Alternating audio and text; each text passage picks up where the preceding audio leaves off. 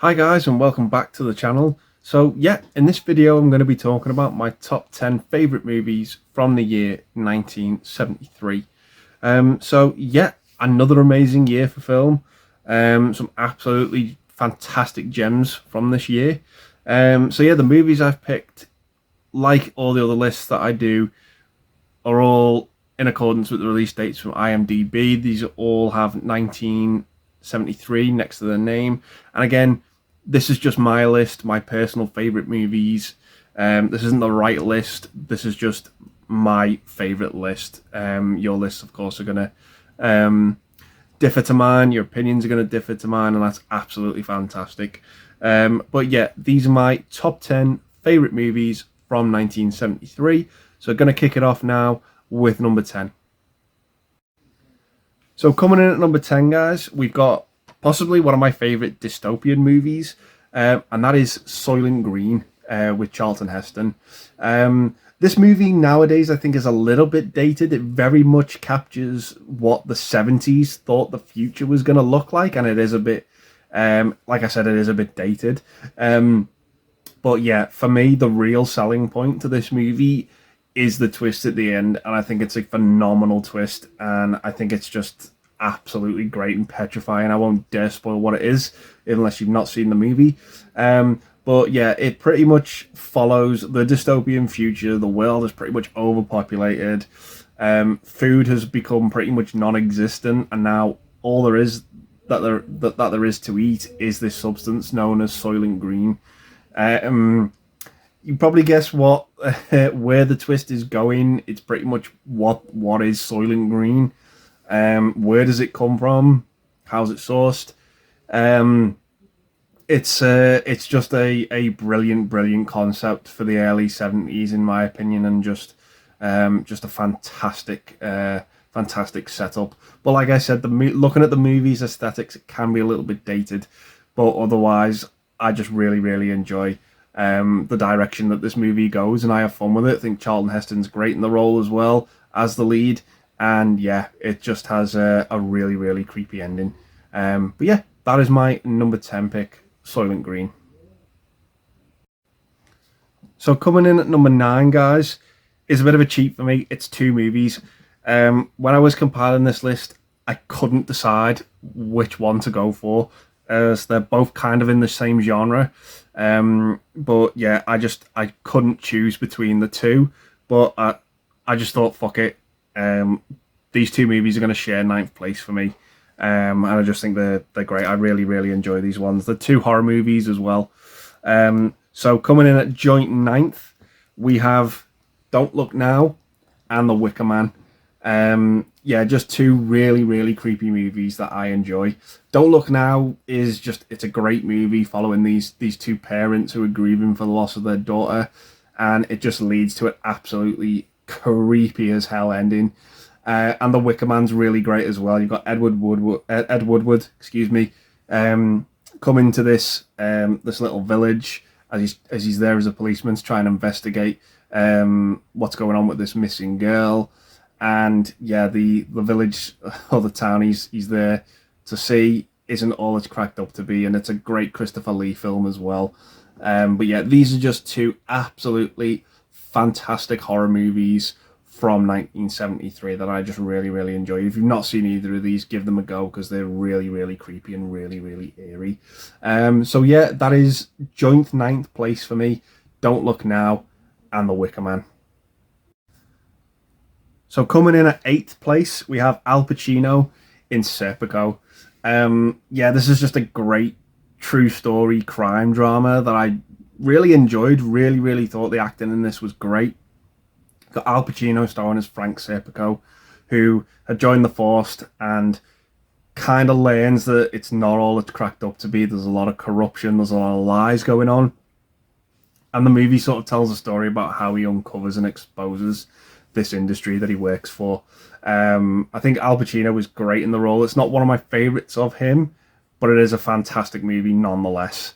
And yeah, it's just one that I really enjoy. It's not one I watch a hell of a lot, but yeah, I still enjoy it for what it is. And yeah, it's just another great performance by him. So yeah, that is my number 8 pick, Serpico. So coming in at number 7, guys, we've got the second Dirty Harry movie, and that is Magnum Force. Yeah, a really, really good, solid follow-up to the original Dirty Harry. That movie's exceptional. And I think Magnum Force is a close second in the series. I just really, really enjoy that one, and it kind of changes things up a bit. The kind of the enemy in this one are actual cops themselves, that sort of really, really take the law into their own hands and really go extreme with it. And yeah, there's just quite some really awesome scenes in this movie, despite how sinister they really are. And I just have fun with the film. I think it's great. David Soul's fantastic in it, as is Clint Eastwood as well. It's just a brilliant, brilliant follow up to the original movie, and yeah, I just have a fantastic time with this series. And Magnum Force is definitely one of the standouts. So yeah, that is my number 7 pick, Magnum Force. So coming in at number 6, guys, we've got a movie directed by George Lucas, pre-Star Wars George Lucas as well, and that is American Graffiti. This is just a fantastic coming-of-age story. Pretty much all takes place in one night, and it's so much fun. You've got a great cast in there as well. You've got Ron Howard, Richard Dreyfuss, and of course you've got a young Harrison Ford in there as well. But yeah, this was just a movie I absolutely loved. Really, really captures in essence what I imagine the 50s to have been like. Yeah, it was just a really, really fun movie. Really great coming of age movie. And yeah, it's just absolutely spectacular. Great soundtrack, great characters. And yeah, I really, really do like this movie. So yeah, that is my number 6 pick, American Graffiti. Okay, so coming in at number 5 for me is a movie I've got on VHS, as my Blu-ray that I have is actually part of a box set, so I can't really do the movie justice. But yeah, I've got the VHS here, and coming in at number 5 for me is Roger Moore's first outing as James Bond in Live and Let Die.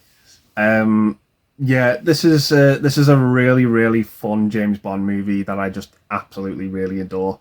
It sort of, I think, tried to take a page out of the black exploitation movies that were coming out at the time and tried to inject that into a James Bond film, and kicking it off with Roger Moore in his first outing as Bond.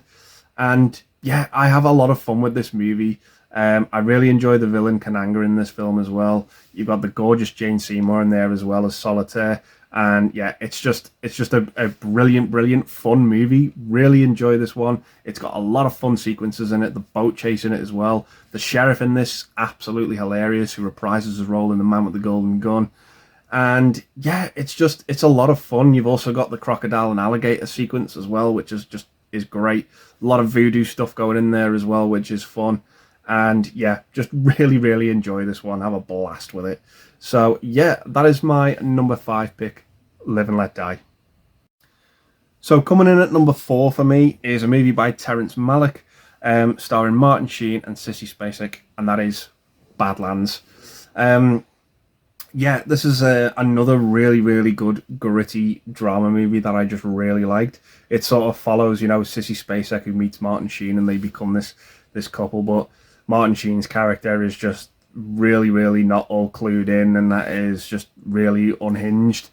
And I really enjoy this film. I think Tarantino took a lot of inspiration from this movie as well to do True Romance when he wrote that.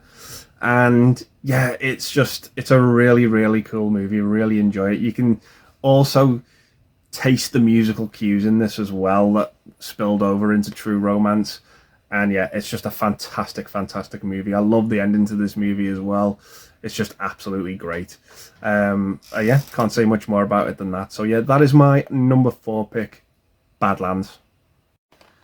So coming in at number 3, guys, is probably one of my favourite martial arts movies of all time, starring the late, great Bruce Lee. And that is, of course, Enter the Dragon. Yeah, just like I said, fantastic martial arts movie, a great revenge story as well, fantastic characters, great set pieces, great martial arts in this film. It's probably, if not one of the most well-known martial arts movies. It's brilliant. Bruce Lee is at the height of his powers in this movie, and yeah, it's so influential and just so iconic. This film, it's absolutely wonderful. I remember when I saw it when I was really young, and some of it actually terrified me to the core, to be honest. Bolo Young in this, I just thought was intimidating as fuck. He was just scary. And yeah, I really, really enjoy the end sequence in this movie. It's just absolutely fantastic with all the mirrors. The nunchuck sequence is great. Bruce Lee is just pinnacle Bruce Lee in this film. He's just absolutely awesome. You got John Saxon in there as well. Really, really awesome movie. Really enjoy this one. And that's why it's my number 3 pick. So yeah, that is number 3, Enter the Dragon. So coming in at number 2 for me is an absolute childhood staple of mine. I couldn't really go without this film, to be honest. I absolutely adore it. It's one of my favourite Disney movies ever. I have so much nostalgia for it, and I really do still think it holds up. It's an absolutely wonderful film, in my opinion. So coming in at number 2, we've got Disney's Robin Hood. I love this film. There's no other word for it. It's so enjoyable for me. I love the fact that instead of just telling a Robin Hood story, they made all the characters animals. It's so much fun. They got so creative with the animal designs in this movie. Prince John is one of the best and hilarious villains. I absolutely love him in this film. He's hysterical. I'm always in fits of laughter, even now when I'm into my 30s. And I watched this film when I was in single digits. I just absolutely adore the movie. Hiss is a great sidekick villain. I love the friendship between Robin and Little John. They're just so fun to watch. I love the music in this movie as well. The set pieces in it are just wonderful. The whole the archery scam that Prince John sets up to try and capture Robin Hood is great. He's just such a whiny little bitch, Prince John. He's just so funny to watch when things don't go his way. And yeah, I absolutely adore the movie. It's one of my favorite Disney movies, and like I said, an absolute childhood staple of mine, and that's why it's my number 2 pick. So yeah, coming in at number 2, we've got Robin Hood. So that leaves us with one more film to talk about, and this is my number 1 favorite movie from 1973. It's also coincidentally my favorite horror film of all time. I absolutely think this film is brilliant, and yeah, it's one of the most impactful films I think I've ever seen. So yeah, coming in at number 1, we have William Friedkin's The Exorcist. Yeah, just a fantastic film. I love it. I think for the time it came out, 1973, this probably was the scariest film ever to be released. But I think nowadays, if you're going to go into this movie with that reputation in mind about this film, I think you're going to be severely disappointed. This movie came out at a time where all you really had in terms of horror before it were the Hammer films, the Universal films, Night of the Living Dead and Rosemary's Baby. I think they were like the giant standouts in horror at the time. You didn't have any slasher movies. You didn't have the movies we've got today in terms of horror. But I think for a movie that's 50 years old, it still really stands up, in my opinion. And it's a real testament to that movie as well. To all of these movies, because at the time I'm recording this video, these movies have just turned 50 years old. And yeah, they still stand up and they still have relevance today, in my opinion, and I just enjoy all of them, and they're just great. But getting back to The Exorcist itself, it's great. You do get the horror, demonic elements to this movie, you really, really do. But for me, that's not really what the movie's about. It's not really what I go to this movie for. Like, yeah, those scenes are great, the horror scenes are great, but it's really the character and the story that this movie delivers on for me. It just touches on some great stuff. There's fantastic foreshadowing in this movie as well, which is just absolutely brilliant. But yeah, like I said, it's the characters. Father Caro, everything he goes through with his mother is just horrific. That's the real horror of this film for me. Just this guy whose faith is getting absolutely put through the mill and tested as well by this demon that's taken over Reagan, played brilliantly by Linda Blair. Max von Sydow is great in this film as well. The makeup on him, for a movie 50 years old, the makeup effects are stellar. I was convinced that Max von Sydow was the age he was supposed to be in this film. The makeup looked that good, but he was so much younger than I thought he was when he made this movie. And it's just a brilliant film. I can't say much more about it than that. It's down to you whether you're going to enjoy it if you're seeing it for the first time or not. But for me, I was way too young when I saw this for the first time, and it really did give me nightmares. But I've grown to really appreciate it and love it for what it is. So yeah, that is my number one pick, The Exorcist. So yeah, those are my top 10 favourite movies from 1973. There are a lot of great movies that didn't make the cut for me, but I'm going to leave a list of honourable mentions down below like I always do.